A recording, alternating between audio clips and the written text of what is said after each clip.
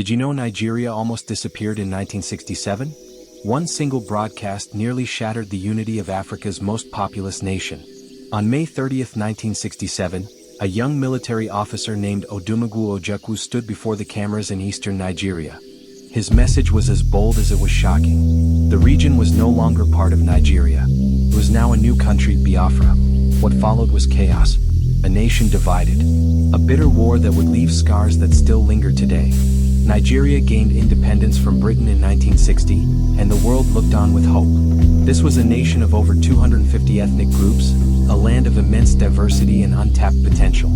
But beneath the surface, cracks were already forming. Ethnic divisions ran deep. The Igbo people dominated the east, the Yoruba controlled the west, and the House of Fulani held power in the north. Each region had its own language, culture, and priorities. To make matters worse, Nigeria's political structure, a fragile federation, was riddled with corruption, tribalism, and mistrust. Leadership was dominated by ethnic alliances rather than national unity. By 1966, the cracks became fault lines. A military coup overthrew Nigeria's first democratic government. The coup, led primarily by Igbo officers, was seen by many as an ethnic power grab. In retaliation, a second coup followed, bringing General Yakubu to power. But this only deepened the division. The North rose in anger and tensions turned into bloodshed.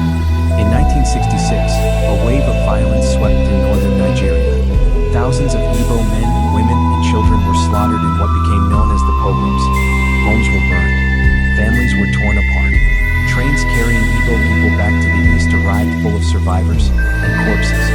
The government in Lagos, led by General Gowon, failed to stop the massacres. For the Igbo people, it felt like their cries for protection had been ignored. The message was clear. They were no longer safe in a united Nigeria. In the east, Colonel Odumegwu Ojukwu, the military governor of the region, emerged as a leader. Charismatic and determined, he vowed to protect his people.